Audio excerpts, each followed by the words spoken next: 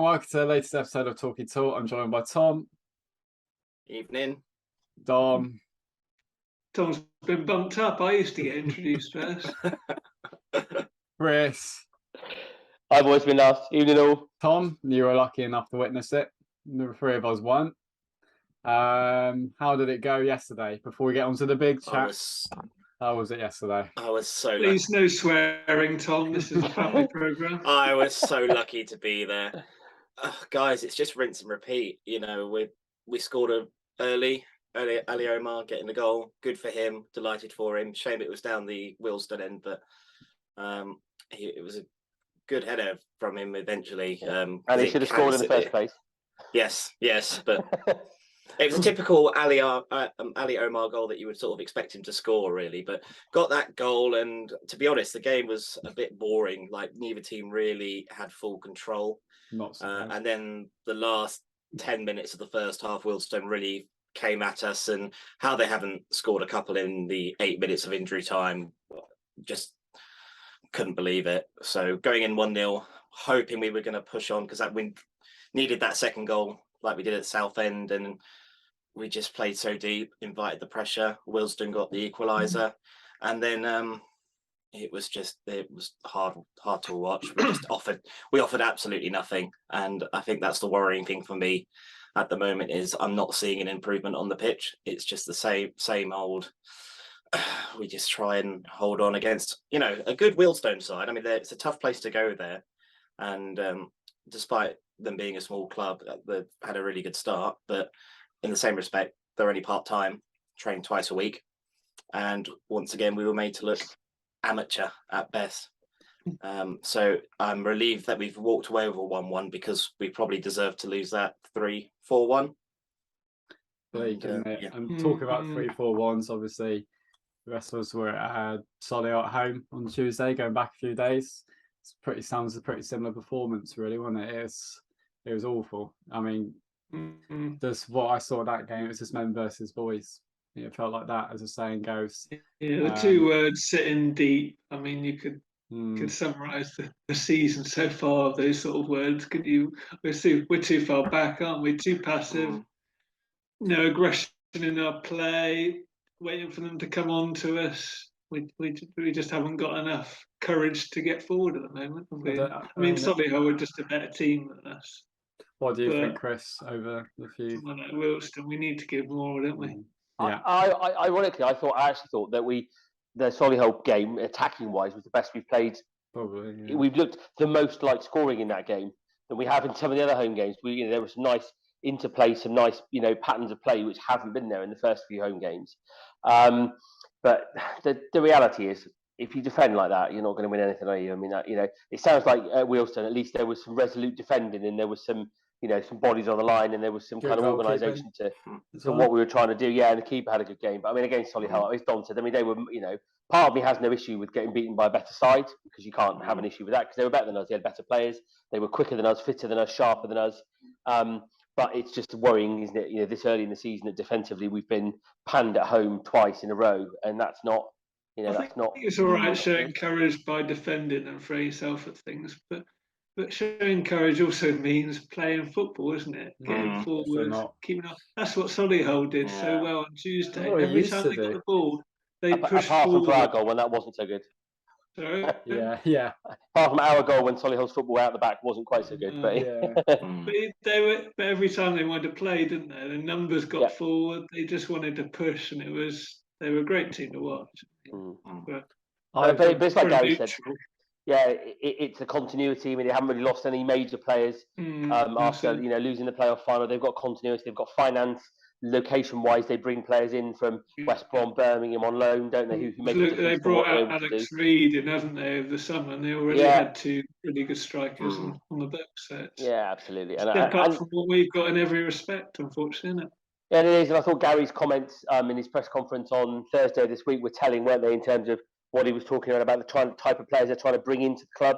They're having dialogues, people are keen, but they don't want to move. And if you're going to get experienced players at this level, they're going to have to move. And if they don't want to do that, you end up with a group of young players like we've got now that are struggling to that are struggling to make an impact. There are players of a decent age want relocation fees, don't they? They want security. Yeah. They can't offer much. Young families, children, It's very schools. difficult. It's hard. I've sat on this a few times now. I've gone, oh, it's a young team, did all this, but sometimes we think it's a young team. It's not actually not as good as we hoped or we thought. I mean, the thing is, we're 9 games in. I think we've been outplayed in every game, pretty sure. I don't like the style of football at all. I don't know if that's planned or that's just panic. Just this long ball rubbish. I mean, I thought we'd have players that would at least get the ball down and look okay. You know, like Hargreaves' team, where it was like, oh, in the summer we looked all right because we played football, and then we would go up in like this, like November winter and get battered by some part timer. But you're like, oh well, at least I can sort of play football in there. It wasn't great, that team, but this seems just like that Paul Cox team again, where it's just like, I don't know, the football's not nice. No, I just don't think there's any identity at all. The team at the moment. No. It's almost like hope for the best, defend deep, and maybe try and nick one on the counter. And that's. But we didn't do any. Well, defense is great, isn't it? But it's not that good. We're so deep, we can't counter, and that was the problem. That was the problem for Wealdstone was second half. 80% of the ball was in our own half, and when we did get and try to push out, we either went long and gave the ball straight back to them, or we had no one up top. So like Goodwin, there was a good example of Goodwin yesterday. He made a good run, and there was just no support for him. It's okay if you got some quick wingers who can get up. I was about to get to that point. It's all about pace. We need we used to have Whitfield and the main for a while. They get up and support so quick. We could move out. We could move from the first gear to the fourth in seconds. This team just can't get there. We had 2 wingers away. Is my opinion, honestly. If we have 2 wingers, we might be an all right team. But there's nothing linking the play. There's nothing linking or creating a play. It's woeful. I'm sorry. It's just dreadful. I'm bored watching them. Like I watch them, and it's weird. Like watching a Gary Johnson team. This is not the Gary Johnson football. It's one thing being poor and in bad form, isn't it? But when you're no fun to watch as well, it's just double rubbish. Honestly, it's double the trouble, and supporters aren't going to put up with that for long. That's the trouble. You got to get people in the gates, haven't you? Yeah. But ironically, is it the last 3 games we've scored first, which is kind of mentally as well. Something that people always think is very important. You get in front, it gives you that. And we had first 15 minutes against Solihull. We scored. We looked lively. We had a couple of, keeper made a save, and you thought, maybe you need that second goal kind of now almost. They were always going to score Solihull, were they? Well, they were absolutely. But then of course, when it's a young group that's not used to winning, it can't defend leads. It then becomes, we've thrown a lead away again, and against Solihull, I never thought we were going to hold on to it. We just, you just have that feel. Yeah. And then they put the ball through. Lovett, who's done pretty well for us so far. He did not have a good Tuesday night. It's gone down way too early. Defence was woeful to even get to that point in the first place. It's not solely assault at all. And then all of a sudden the game's gone. Did 4-1 flatter them, or would you say that was probably about right? It could have easily scored 7 or 8. We could have had 1 or 2 more. But but if you look at the game, it was a funny game really, because on the scoreline of it, and there was a lot of obviously angst after. But if you look at it, Lovett didn't make a save. It wasn't one of those games where Lovett was making save after save, which it sounds like probably Wealdstone game was. I mean, second half we had all the play. They had a lot of counter attacks though, Chris, didn't they? Where the final ball just went missing, so they should have done better those. And the fourth was no surprise. So I think it flattered. But the dubious penalty turned the game as well, wasn't it? Because we came out, we were on the front foot, we were pushing, no quality to it, but we were pushing. Then they had the breakaway. As soon as they've scored again, it then kind of killed that scoring there. We had all the that goal was a gift from their defence. And the thing is as well, the ref was so weird that game. First half, Torquay had all decisions. They probably should have had a penalty, I think. And then the second half, Solihull wrote everything. We should have probably had a penalty. And then I haven't looked at the penalty since, but it was the other end of the pitch. So. They were sitting a bit deep, but they could counter-attack so quick that they were happy just to take a bit of that, and then they'd counter-attack so quick that they could just move through the gears. As I said, and we couldn't. We did play some decent stuff at times. You could see some training ground routines, couldn't you, through Evans, Andrews, and Goodwin. So there was some signs that things could come good, but I don't know. It was big voids in our midfield. Asa did help yesterday, didn't he, Tom? I think. Yeah, good to see him back. He gave us something in that midfield. Of course, he's not going to play the full 90 minutes, even when he is probably 100% match fit. First half, he did well. He held the ball up, got stuck in there, and gave us options. And the second half, I mean, just tired quickly, and the ball was. He sort of helped at the back at times, and it was just. It'll be good once he gets a few more minutes into him. I think he gives you that. I'd love a big 6'2", 6'3" guy in midfield. You see a lot of teams have them, don't they? Can just win the ball, get you forward. But he gives you that tackles. His experience is key as well. This is our best option, isn't it? But it is odd. As I wrote when I wrote in the preview for the Wealdstone game, there's something not right structurally though, because the midfield is just being passed by. I have no doubt that Brian Hansen is a good footballer. He's got good feet. He's got good vision. He can play. Well. But he's just anonymous. He just goes through games and you just don't know he's there. Same with McGavin. I mean, McGavin didn't look hugely fit, I have to say, on Tuesday. And again, it was left out yesterday. But there's something not right that you can't get players on the ball in the midfield area. It's to balance the team as well, though, Chris. And I think these guys need hand-holding, don't they? Oh, absolutely. I mean, Asa being in the team is going to help, isn't it? Of course, in the same way, Lapsley's got that little bit more of experience. But structurally, regardless of almost who's in there, structurally, there's something not right. The midfield is just not part of the game somehow. Whether it's like Sam said, we're going quite long at times, but equally, you play through the midfield. But it's just, Hansen and McGavin are just not in games. I think Solihull as well showed them on Tuesday how fit you need to be in the National League. You can't be. You can't be. They're not nearly fit enough to get not up good enough.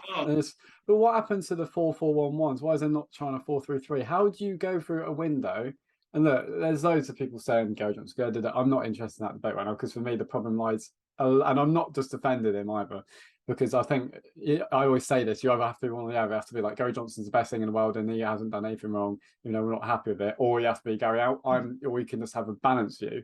And my honest opinion is I'm disappointed.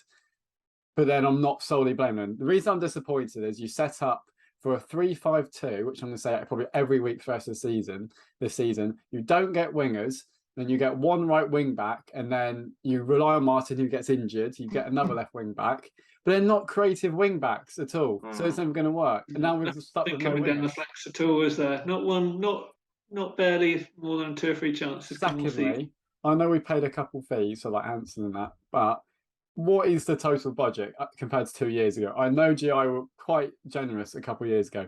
So I've got the team which should have won a title and should have won the first, right? And we have to look at this and go, right, realistically, is this an even playing field? Right. Goalkeepers, this is a team that beat Hartlepool 5-0, right? Coverlin in goal and McDonald's. Do we have to do this? Yes, right? Winter. I brought my handkerchief if this was going to come. Sharon. I think my internet's about to crash. I know, right? Winter right back, right? I literally looked at it the other night and almost cried. Sharon, centre back from Bournemouth. All that. Unbelievable player, right? And then this is in BBC's brilliant order, which has no formations. Then you've got Randall, unbelievable, now League One. Moxie, of course. Warren came on for him, experienced defender to have in the squad. Carl Cameron. Very good National League, maybe even League 2 centre back if he pushes himself. Hull, say no more. Jake Andrews, come on, who even out of shape, whatever, would still walk into this team and probably walk around a bit, but would still walk in this team, in my opinion, because we have no wingers. Walk is all he would do. Yeah. The main, right? Very good National League winger. Whitfield, one of the best players in League 2 this season. Little came on for him. Lemon Ivan's right. You telling me that squad, as great as it is and as well Gary Johnson developed it, it's from the same budget as we've got now. This budget must be a lot like Nicholson's. I think the saddest thing from that is we didn't get any money from all those players, did we? No. They all left, and we get nothing to show for it. Josh Umera is playing in League 2, and he was on an unused substitute. That squad was ridiculous. How did it not go up? All I would say to that, and it's always been, and I've always thought it ever since that group of players, since the last 2 summers when we've lost a lot of those, what you do have to remember is you remember those players as they left us. Yeah. You look at all of those players, even a player like Whitfield. Exactly. Whitfield had been kicked out of Port Vale because he couldn't behave. And that's why he ended up playing for Torquay. You know, your Camerons, your McDonald's, they'd all, you know, your Littles, they'd all bottomed out of academy. So they came to us in a similar situation almost to how we are now. They left us, sure, geez, much better players, and who knows, some of these may, but they were very similar in circumstance to where we are now. But on that point, a lot of them got a season in the division below to get good. If that makes sense. Maybe. So they had the confidence and they learned. This is the point I was going exactly what I'm going to get to. Even though I believe this is a much more restricted budget, it takes time to build these squads. However, what I do not understand is why the football is so poor. That's the bit where I'm like, young squad, they can all grow. But why are we just expecting a load of young lads to lump it? It's rubbish. It's absolutely awful. Put 3 in central midfield, 4-3-3, wingers. You know, something like that. I'd like to see a change up. I think playing 2 up front, is that working in the National League? Not if you can't create 2. None of the other teams seem to do it these days. They all seem to change things up. Yeah, I'd play Goodwin, maybe a couple of players around him, change it up, see what we can do.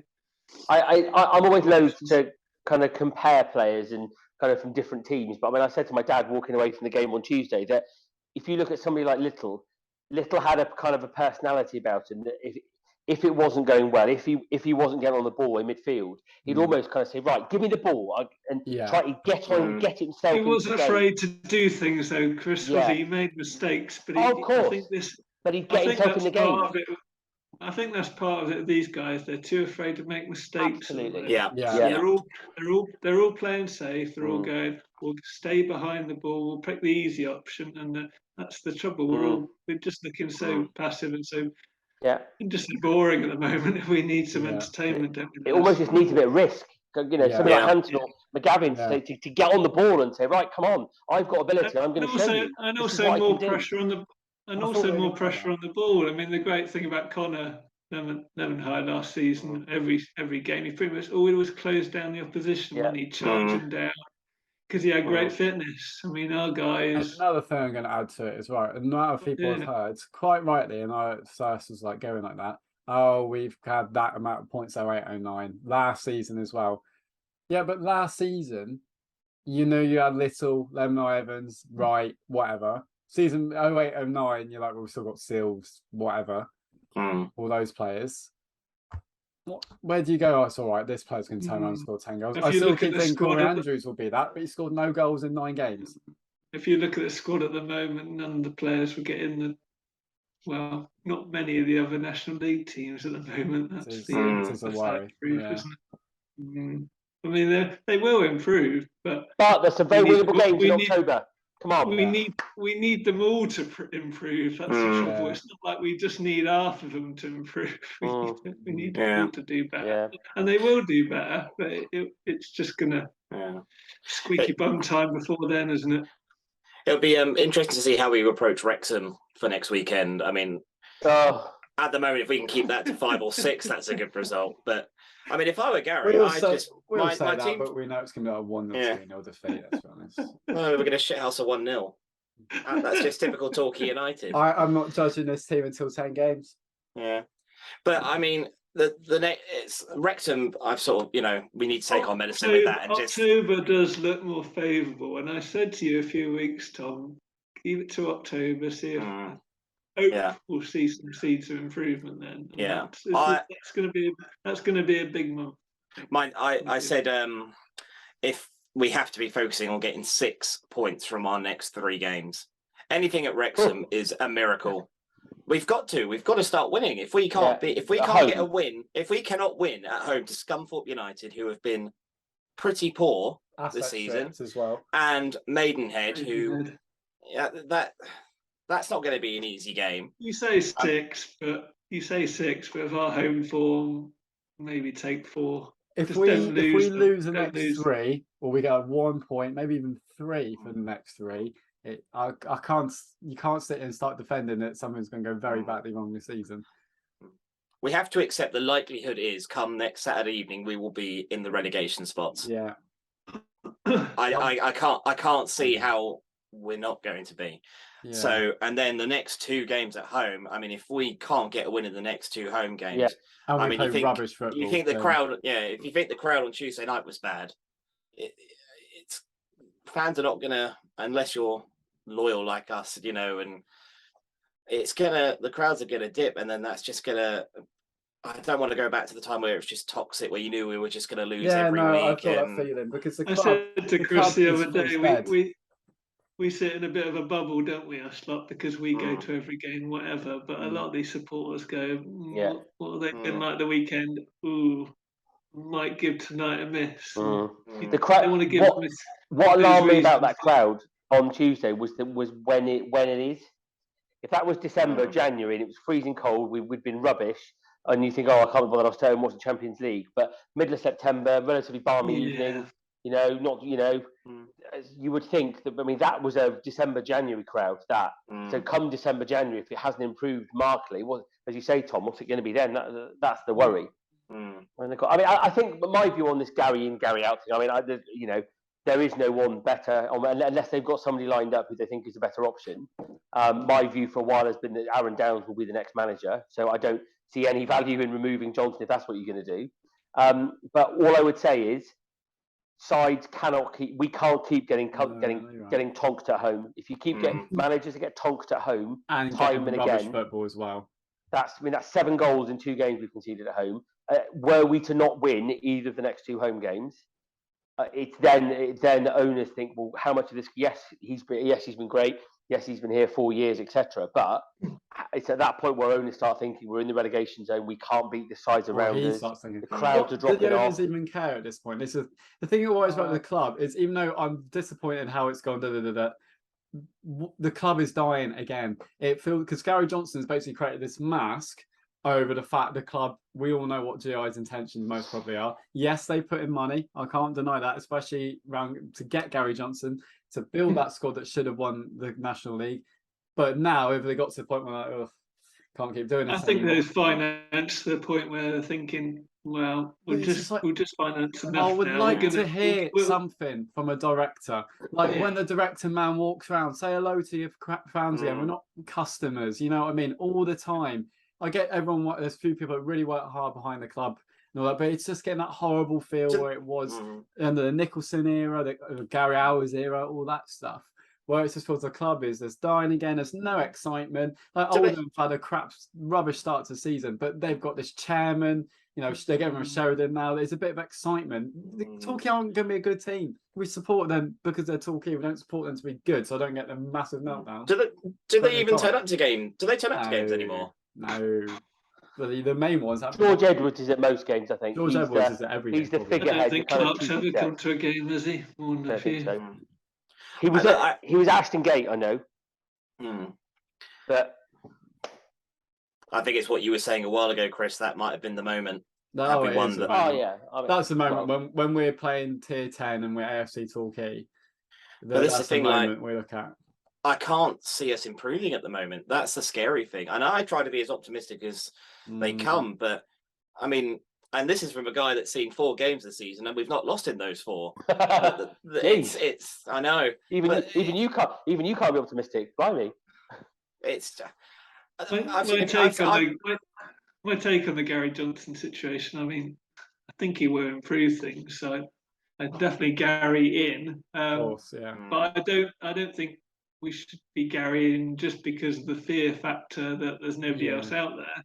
I don't think there is anyone else out there. We don't know. We don't know all the coaches and what's available. But I mean, there's all kinds of got to be some patience.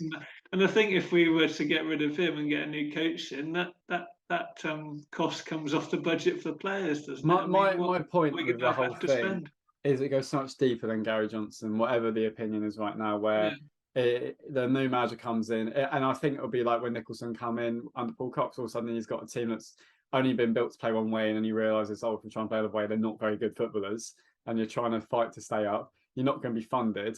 I'm currently watching the 5-0 against Hartlepool video, and I don't know why I'm doing it to myself, but the football has been unbelievable. I mean, Gary Johnson's getting to know these players, and they're working hard for them. They are working Gary Johnson's not going to be here forever. That's my problem. Yeah. And when he goes, there's no one in the club. There's no one in the club that knows about football above him. That's the problem. He's literally trying to keep it alive on his own. Yeah. And And he desperately needs reinforcements, doesn't he? He says about new players coming in, but he's got to find the right players. It can't just be anyone, can it? And I think we've tried that in Hughes and Issegway, and I think he's tried that. He's tried a recommendation or a geez, we need to. I need some more bodies. They've got to be better than that, Chris. And they've got to be players who can come in and say, right, I can take charge here. Duke McKenna, kind of.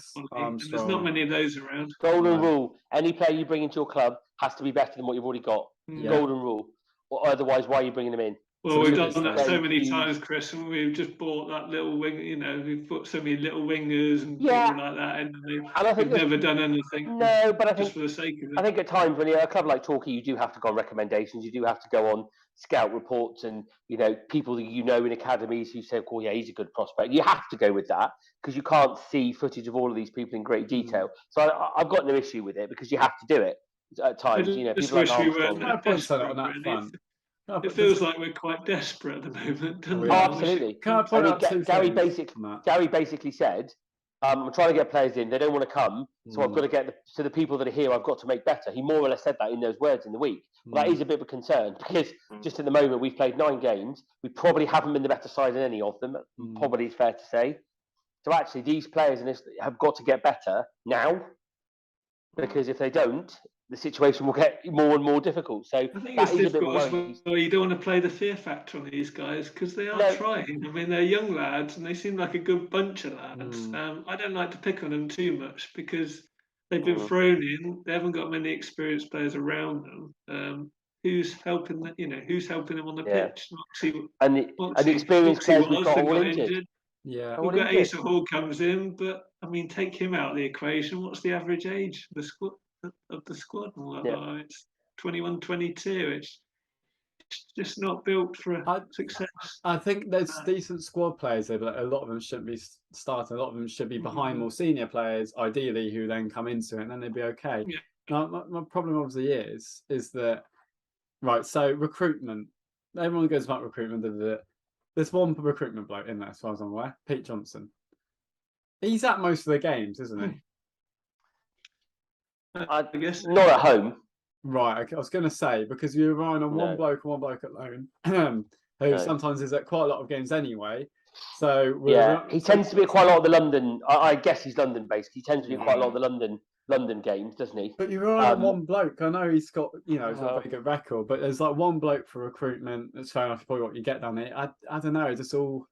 Which is where you work on recommendations a lot. Yeah, Gary Johnson's been in football a long time. And he'll get people contacting him saying, "Oh, Gary, I've got so and so at Norwich. Do you want to take him on loan? Some 18-year-old kid who looks like he's really good. You'd have a look at a couple of videos, and then there's some scouting app portal, isn't there? Is it My Scout or something? You probably go in there, tap his name in, see a couple of videos, and go, "Well, what have we got to lose, almost, haven't we?" And I guess that's kind of the situation we're in. Also, players like Corey Andrews, he scored 13 goals in 23 last season or something like that. Like you would expect, he's probably cost quite a bit as well. He's probably cost quite a bit as well. Don't get me started, Sam. And he hasn't scored. But he keeps trying. Why is he so unfit? My trouble goes back to the summer with him. I mean, did he have an injury? But groin injury, just overweight and unfit. It's almost like he hadn't looked after himself. If you're a professional player, you shouldn't be that unfit. I mean, you should be able to get a few games under your belt, then you get sharp, didn't you? But he's just. I mean, you said in your thing, Chris, the other day, he's working hard. I mean, he is, but he's just not quick to close players down. I mean, he's got no oomph about him. He was running. I mean, he was running around at Wealdstone, but he was rather unproductive. He's not a natural closer down, is he? No. He will run after players, but he doesn't run really hard, does he? It's a lethargic kind of. You need players who are going to get in full blown. You need more aggression. I'm just not seeing that with him. I think some goals will come, but it is disappointing. It's disappointing. Yeah. He desperately needs a goal. We say it every week, don't we? He just needs that one. Yeah. But Jarvis will take his spot for sure. We need hungry players at the moment, don't they? They've got to be hungry and ready to fight. Try 4-3-3. Stick Andrews a bit more wide, maybe. I don't know. Whilst we're trying to find players, I know he's not a natural winger, but this is another thing as well. Do we have the competition in the squad to? Because we've got one right back. Yeah, because that was the thing in like 08, 09 was, we had such good players like on the starting 11 and on the bench, and they were all working hard, and that made everyone else better in that squad. And you just think with this current bunch, it's just having better players that raise the other ones up with them, isn't it? I mean, they're all motivated, aren't they? But if you haven't got the players who are going to rise your game, honestly, just some pacey players, just something that would make exciting to watch, and then the rest of the team won't look as bad. I promise you, the rest of the team will not look as bad. I think we just have to manage expectations. At the moment, we are. I thought that from the start of the season. Stay up National the season, League, honestly. I mean, there's us thinking, we're going to be top half. Got the clip when I said it was a building season, and you all laughed at me. Yeah, but I hope that's because we were saying that last season. But honestly, it's just like now. I'm just like I would take just being away from relegation and then building on something for next season. But I just don't see that happening, because if it goes really, really bad, something else will change. Just watch Scott Bowden's 96th-minute winner. I haven't watched this team since like it all happened, and I don't understand how a club can change so much in 2 years. So distracted. I know. Yes, focus on what you're doing, Sam. I'm trying to cheer myself up.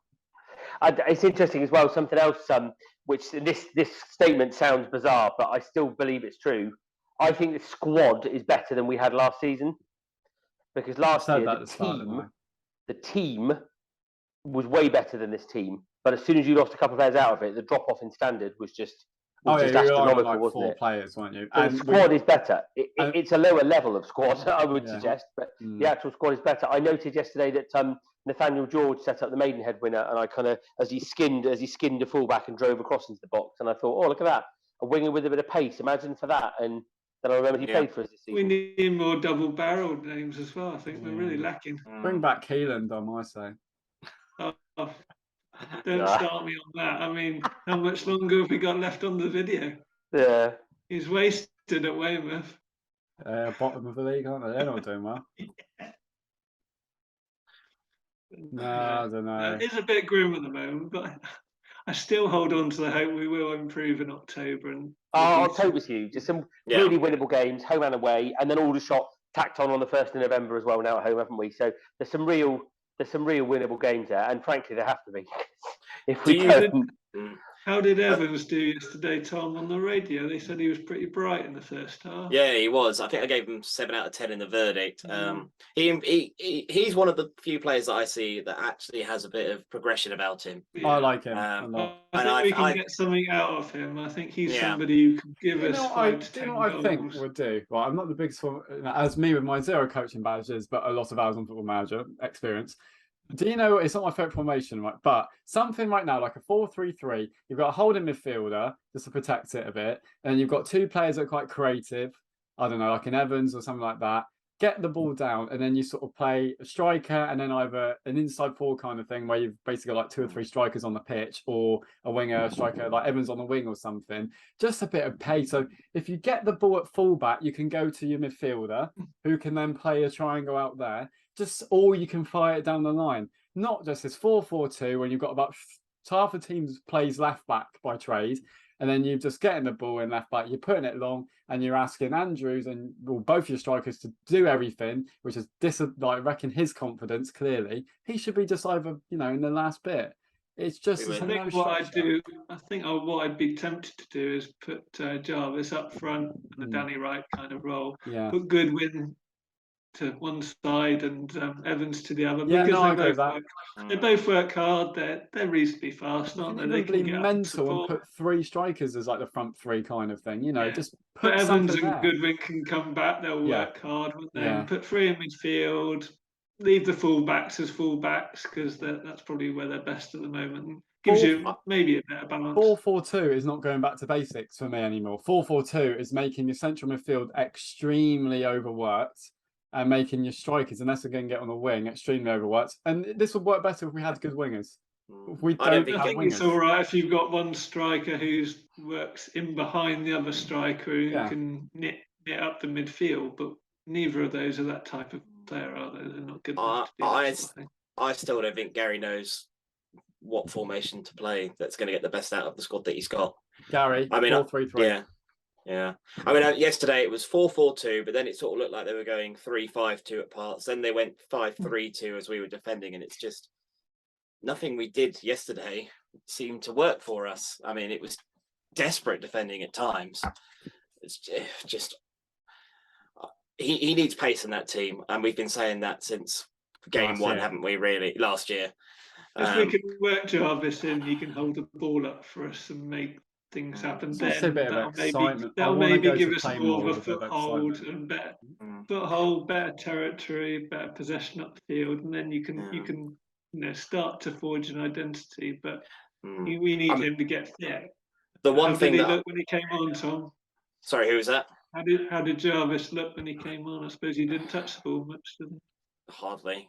He touched it a few times, but like it was like Goodwin. Like he was quite anonymous, to be honest, for most of the game. He almost fell into the crowd against Solihull, didn't he? He had to slip over. Where he went to get the ball and slipped over and fell on his arse. That was the.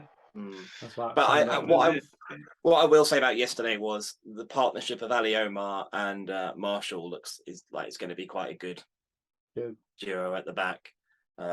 And once again, Ali Omar, both quite young, so good. Yeah, absolutely fantastic yesterday. Marshall's a bit of a hothead, but he doesn't play like he's 23. He plays like he's a lot more experienced. He's a sort of guy who won't stop going for it, Marshall. I like him. I do like him. He doesn't seem a shy, retiring sort of guy, does he? He'll keep plugging away. The trouble is neither of them are very quick, so that probably works into us pushing backwards, isn't it? The one thing I take away from Wilston was just how static we were at times. It was just like, oh, Wilston have got the ball. Okay. Right, lads, you're going to try and that Johnson close them down. Yeah, where's the Johnson press? I'm sure he's telling them to do it. And, Martin yesterday, I know he's been off injured in a while, but he had a pretty poor game, in my opinion. He lost the ball quite a few times. He got dispossessed just before half-time where they really should have made it 1-1. It was almost like the Martin of old before. We need him to find that form from last year, didn't he? Yeah, I think it started against Wade. And a big game away to Weymouth. Yeah, and I'm still not sure on Wyatt. Like he was more in a midfield role yesterday. I don't know why he's midfield, and I think them two. If we're playing this, them two should swap. Surely, Martin. Wyatt's a sub for me at the moment. I mean, he's a decent player, but he doesn't give you majorly going forward, and he's just all right going back. I don't see the point in playing him at the moment. Right. Next few weeks are going to be vital, isn't it? That's all you can say. Wrexham, maybe Johnson will do some tinkering around for Wrexham, because what the hell, there's nothing to lose really. If we get beat, it's a free hit, isn't it, really? If we get beat, so be it. Maybe we can try something new, and who knows, we might get one. We just don't want to be thrashed, do you? You don't want to be humiliated, because the confidence of the team will go down further into. And I'm not saying if the Aldershot game went ahead in normal circumstances, but had that game gone ahead, would that have made a difference? Had we won that going to Solihull, maybe we wouldn't have lost by 4-1. But I mean, if we lost that game, we've been absolute crisis mode now as well. On the other hand. So if we're not already, we would have been absolutely like no. So you just got to build them. We got to build the momentum at home. Steady hand, lads. It'll be all right. I'm just thinking, but yeah, we've trained ourselves to this Zoom Premium at the wrong time, haven't we? Sitting listening to you lot bloody moan every day. Zoom Premium though, we can speak for longer, but it's just getting more and more depressing. I'm going to have to end the call before we get anywhere. Sam being on Torquay Pornhub doesn't help. I've just watched a 2-0 win against Barnet as well. Jake Andrews got a brilliant goal in that game. I may remind you. I wonder what odds we're going to be to get a win at Wrexham. I might have a tenner. 5,000 to 1. I think last time I checked, we were 17-2. Brilliant. Has Paul Mullin not been suspended this time for us? He doesn't seem to be, does he? No. It's not. It's got Elliot Lee and Ollie Palmer. So can I point out that we got 4 points out of 6 out of Wrexham last year? Thank you. Yeah. They don't like playing us. Bring your buckets. Get some money from them on Saturday as well. We had Lennon Evans in those days and Lissel. I hope they are angry on Saturday, Tom. That'd be nice. But all I can see is a home win, and let's be honest. Yeah. I can't do predicting Torquay to lose, because what's the point if you predict your own team to lose? I can't predict we're going to lose, but I'd also not predict we're going to win either. Anyway, 3-0 Wrexham, I'd say. Are we doing? Excellent. Finish the video of a flourish. Yeah. Anyway, cheers for joining me. Unless you two and you three want to predict. 2-2. Nice, Chris. Well done. Heard it here first. If he says draw, that means 4-0. 4-0. 4-0 Torquay. Nice, Tom. Yeah. We're gonna shithouse a 1-0. On that note, we'll leave it on a positive. Yeah. They're gonna think that you can only be on this program if you've got some sort of problem, aren't they, with all those predictions? Tom's playing to the crowd, isn't he? But before we finish, just a word on the 208 Yellow Army at Willstone. I was expecting maybe half. Great, isn't it? Really. It's amazing. We deserve so much better, and if this club can be managed well, again, I'm going to say that word, potential this club has to be successful is massive. And we've been through so many years of just crap football. I mean, to think this season, there's probably have worse starts to seasons, and we'd still turn up. We could have lost every game. We all still would turn up week in, week out. So up the Phoenix Torquay United. That's what I'm ready for. That's it. We've had worse times before, but we haven't had so many people on social media shouting if it feels worse. Yeah. Yeah, no. Everyone's with their opinion, and it's rubbish. But a bit of it also, you feel like saying, "Well, this is Torquay United. We're not a good football club." Yeah. I know that doesn't make it acceptable, especially the ones that travel away and home only really do at home, and anyone can say what they want. But I do feel like I would like to see people see the bigger picture a bit more about why this club is really failing. And I think I will leave it saying there's fair enough being anger at the start, but I feel like there's different directions you should point your anger at rather than just Gary Johnson, who is literally trying. He's definitely the solution. If we've got one, the solution will come from Gary at the minute, won't it? So that's what we got. That's it. The Wrexham result will be what it will be, but for me, it's the next two home games. If we can win those, then hopefully we can turn that corner and get ourselves away from the wrong end of the table. Just as long as we're not in a relegation battle this year. So tune in next week for an optimistic 2 home game preview coming up. Looking forward to that already. Bye.